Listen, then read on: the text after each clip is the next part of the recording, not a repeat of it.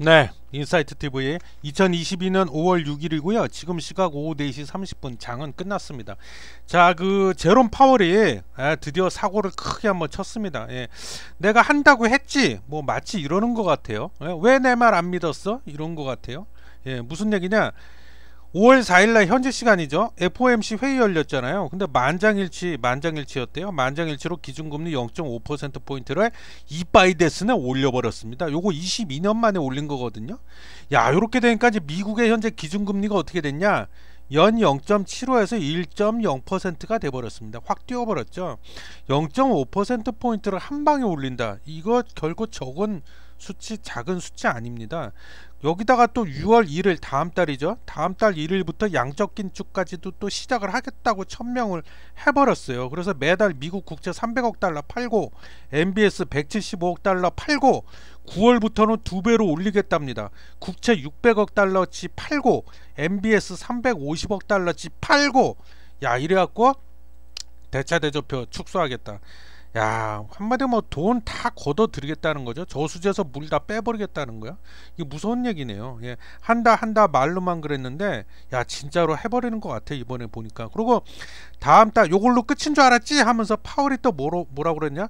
다음 달 6월 달하고 그 다음 달 7월 달에도 2달 연속으로 빅스텝 밟겠다 이랬습니다.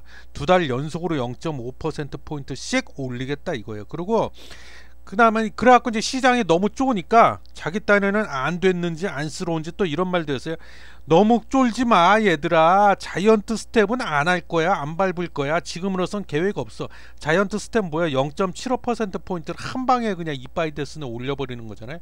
이거 두 번만 이렇게 올리면 시장 다 죽습니다. 주식시장 다 죽어요. 근데 아직은 고려하지 않고 있다 이랬는데 저는 이거 안 믿습니다 이 말. 막말로 알게 뭡니까? 나중에 가갖고 뒤통수 칠지 알게 뭐야? 자이언트 스텝 해놓고는 나도 웬만하면 안 하려고 그랬는데 시장에다 충격 안 주려고 그랬는데, 야, 물가가 빅스텝을 2번이나 밟았는데 가랭이만 이바이데스네 찢어지고, 가랭이 찢어졌다는 건 뭐야? 경기만 이바이데스네 침체되고 후퇴되고, 물가는 야 CR도 안 먹힌다, 야 안 잡힌다 이러면서 뒤통수 칠지 알게 뭐냐고요. 응? 이거 믿으면 안 됩니다. 100%. 그래서 물가 상황이, 근데 이번에 왜 이렇게 빅스텝 자이언트 스텝 자꾸 얘기 나오냐? 경기 침체를 차라리 침체를 시키는 한이 있어도 연준은 그거에 물가가 더 중요하다. 물가 때려잡는 게 더 급선무기 때문에 우리는 물가 때려잡는데 온 힘을 집중하겠다 이거예요. 경기 침체가 설사 오는 한이 있어도. 근데 이게 물가가 좀 심각하긴 하네요. 미국의 3월 소비자 물가 지수가요, 전년도 동기하고 대비했을 때 8.5% 급등이 나왔어요. 심각하긴 좀 해요. 야, 경기 침체에 대해서는 또 이렇게 얘기를 했어요. 제가 보기에는 아까 그랬잖아요. 경기 침체를 어느 정도 맞이하는 수가 있어도 물가가 더 중요하다 이렇게 생각하는 것 같다고 했잖아요. 근데 그 언론에다가 그랬어요. 경기 침체에 관해서는 연착륙할 가능성이 훨씬 크기 때문에 우리는 크게 걱정 안 한다. 이게 뭔 멍멍이 소리야. 경기 침체를 경기를 전혀 침체 안 시키고 물가 잡는 게 이게 과연 가능하겠냐. 아까 얘기했지만 3월달 같은 경우에 8.5% 급등이 나왔는데, 여기서 1%, 2%, 뭐 3% 그거 잡으려면 경기를 전혀 침체를 안 시키고 이게 가능하겠냐 이거죠. 그래서 이것도 제 생각인데요. 연준에서 일부러 의도적으로 경기 침체를 유도하는 게 아니냐 그런 생각도 사실은 좀 해봅니다. 저는. 왜냐하면 경기 침체를 유도해갖고 수요를 이바이데스에 억눌러갖고 수요를 잡아가지고 물가가 더 이상 상승하는 거를 막기 위한 의도가 있지 않냐. 그래서 일부러 경기 침체를 유도하는 게 아니냐. 그리고 이게 또 통화정책 그 하나만 써갖고 물가가 이게 잡히겠느냐. 저도 좀 회의적인 생각이 들고요. 개인적으로 일단 뭐 그렇습니다. 그렇고, 자, 어떻게 보면은 일단 공은 던져졌습니다. 흔한 말로 주사위는 던져졌죠. 파월이 던졌죠. 5월 4일날 던졌는데, 자, 일단 코스피를 좀 볼까요? 코스피를 보면은 오늘 5월 6일이거든요. 빠졌네요.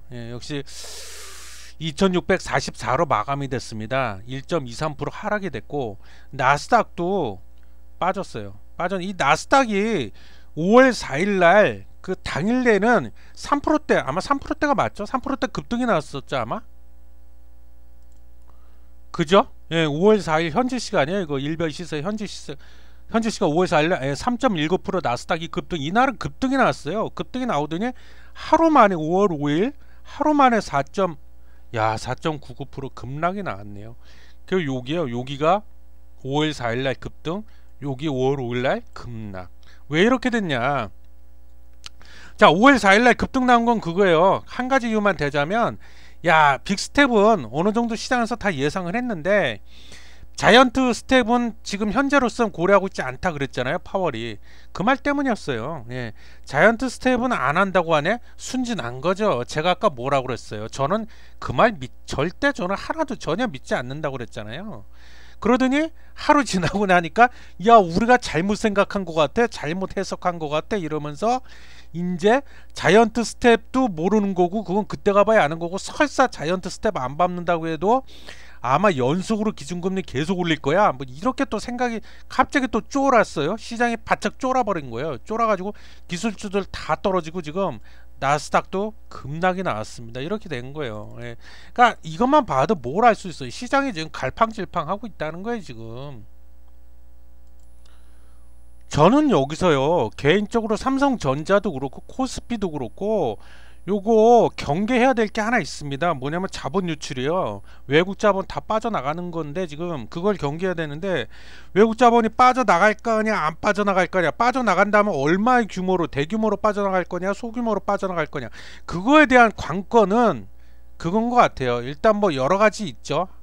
그 한국의 어떤 경제 성장률, 뭐 거시경제 관련된 것도 물론 있지만 단기적으로는 환율인 것 같습니다. 환율. 그래서 원달러 환율이 중요한 것 같다는 생각이 들어요. 저는 단기적으로 봤을 때는. 그래서 원달러 환율에도 아마 분명히 영향이 가죠. 당연하죠. 예, 근데 아직 원달러 환율이 갑자기 뭐 급등 폭등을 한다고는 아직 그런 조짐은 안 보이고 있어요. 다행스러운 거는 지금 현재 기준으로 1272원이네요 1272원. 아, 환율 세긴 세다. 많이 오르긴 올랐는데, 자, 환율은 그렇고, 그럼 환율이 앞으로 이거에 따라서, 그런데 환율이 그러면은, 야, 이 환율도 환율이지만 또 하나 뭐 있어요? 아까 얘기했지만 외국 자본 유출을 가장 우리가 경계해야 된다고 그랬는데, 그게 첫 번째가 환율이고 두 번째는 금리 차이입니다. 금리 차이. 한국과 미국 간의 금리 차이. 거기에 따라서 또 이 외국 자본이 대규모로 빠져나가냐 소규모로 빠져나가냐 아니면 안 빠져나가느냐, 또 거기에 따라서 결정된다고 봐야 돼요. 그거는 근데 그 차이는 누가 결정하냐? 물론 미 연준이 일단 주도를 하겠죠. 그 차이는. 그리고 두 번째는 또 중요한 게 한국은행이에요. 한국은행. 자, 이거는 지금 한국과 미국의 현재 기준금리를 보여주고 있는 건데요. 우리가 좀 높습니다. 1.5%죠. 그리고 이번에 올렸죠. 미국 연준이. 그래서 미국이 1%, 약 0.5% 정도 포인트 정도 차이가 나고 있는데, 이 기준금리 차이가 지금 많이 지금 좁혀졌습니다. 이게 왜 한미 그 기준금리 차이가 왜 중요하냐? 격차가 외국 자본, 외국인 입장에서는 우리나라에다가 지금 돈이 들어와 있는데, 지금 뭐 미국에서 만약에 기준금리 계속 올려, 그러면은, 근데 안 올려, 그 상태에서 우리나라 한국은행은 만약에 기준금리를 안 올려 전혀, 그러면 차이는 계속 올라가겠죠. 그래서 돈은요, 자본은 원래가 금리가 낮은 데서 금리 높은 데로 이동을 하게 돼 있습니다. 금리 더 많이 준대. 야, 이자 더 쳐줄게. 그러면 저 같아도 글로 돈 빼갖고 옮기지 않겠어요? 네? 그래서 이거를 관건은 한국은행의 움직임이라고 그랬는데, 지금 0.5%밖에 차이가 안 나요. 그래서 원래 이게 우리나라의 외국 자본이 빠져나가지 않고 묶어 놓으려면은 이게 우리도 따라서 기준금리를 같이 올리는 수밖에 없어요.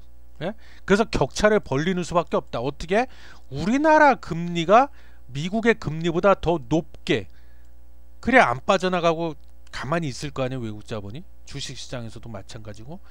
그래서 한국은행도 바보가 아니기 때문에 이렇게 돼버리면 기준금리를 우리 한국은행도 올릴 수밖에 없을 거다. 그런 거를 좀 우리가 생각을 해봐야 되고, 그래서 좀 더 구체적으로 보면요, 지금 미국 같은 경우에 FOMC 회의가 앞으로 올해 안에 총 5번이 남아 있는데, 파월이 그랬죠. 일단 파월 말을 한번 믿어본다고요. 믿어본다면 6월 7월에 0.5%포인트씩 두 번 해서 올리면 1%포인트잖아요 거기다 만약에 9월, 11월, 12월에 종전대를 0.25%포인트씩 올린다면 이게 합치면 0.75거든요.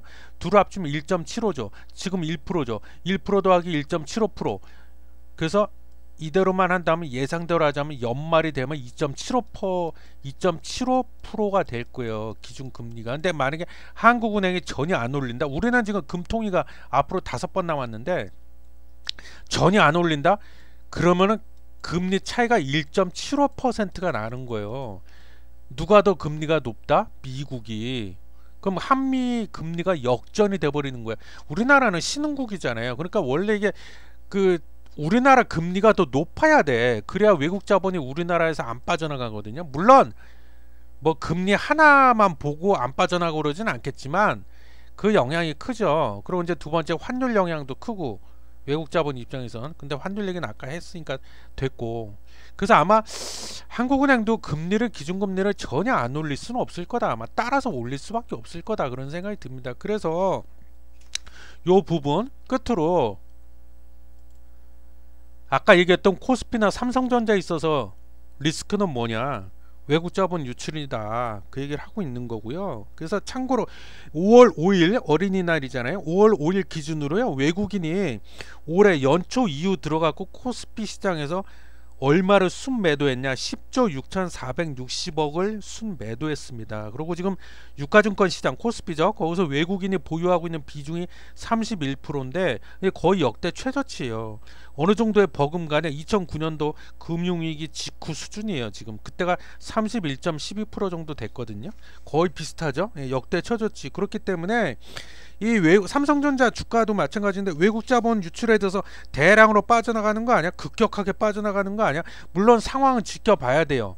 아까 얘기했지만 파월이 뭐 자기 말을 뒤집으면서 뭐 그럴 확률은 좀 낮긴 한데 매회 FOMC 회의 열릴 때마다 자이언트 스텝을 밟아버리면 뭐 대량으로 빠져나갈 수도 있겠죠. 그러면 환율이 뭐 1,400원, 1,300원 이상 뛰어버리고 만약에 이렇게 된다면 그럴 수도 있겠죠. 그래서 지켜는 봐야겠지만, 근데 지금으로서는 제가 보기에 개인적인 생각으로는 대규모의 급격한 자본 유출은 일어나기는 사실 좀 힘들다. 그리고 아까 왜 그러냐면 한국은행에서도 그런 걸 다 알고 있기 때문에 기준금리 따라서 올릴 수밖에 없을 거다 그랬잖아요. 그렇기 때문에 그런 거는 너무 걱정 안 하셔도 될 것 같다.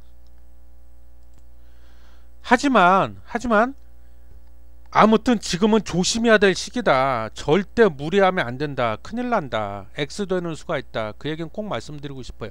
상황이 지금 굉장히 조심스러운 상황이다. 예? 그거는 좀 확실한 것 같아요. 자, 끝으로 삼성전자 조금 보고 마치겠습니다. 자, 오늘 종가인데요, 66,500원 나왔네요. 삼성전자만 빠진 게 아니에요. 거의 대체적으로 다 빠졌잖아요. 그래서 2.06% 하락으로 마감이 됐고, 자, 그 다음에 수급을 또 잠깐 볼게요. 수급을 보면, 자, 수급, 외국은 오늘 좀 많이 빠져나갔네요. 안타깝습니다. 5월 6일 오늘 여기인데 많이 빠져나갔네요. 프로그램도 지금 개인은 엄청 들어왔네요. 지금 무지한히 들어왔네요. 외국인 엄청이라고 해야 되나, 하여튼 많이 빠져나갔네요. 또 나갔어. 이씨, 기관도 오늘 좀 빠져나갔네요. 예, 그렇습니다. 그래서 이 수급이 외국인이 지금 그 전부터 지난 영상에서도 말씀드렸지만 계속 나가고 있어요. 지금 계속 빠져나가고 있어 갖고 삼성전자가 주가가 지금 힘을 못 받고 있는 상황입니다. 예, 그래서 오늘 삼성전자 좀 우리가 끝으로 다시 말씀드리지만 이 수급, 특히 외국 자본, 외국인 수급 좀 당분간 주의해서 지켜봐야 됩니다. 이거 중요한 부분이라는 거 말씀드리면서, 예, 오늘 근데 이게 좀 제가 아까 그 주가 향방 하는 좀 지켜봐야 될 것 같은데 지금은 하여튼 좀 약간 불안한 상황이다. 예, 안심할 수 없는 상황이다. 예, 그렇게 좀 말씀드리면서 오늘 영상 여기서 마치겠습니다. 예, 시청해 주셔서 감사합니다.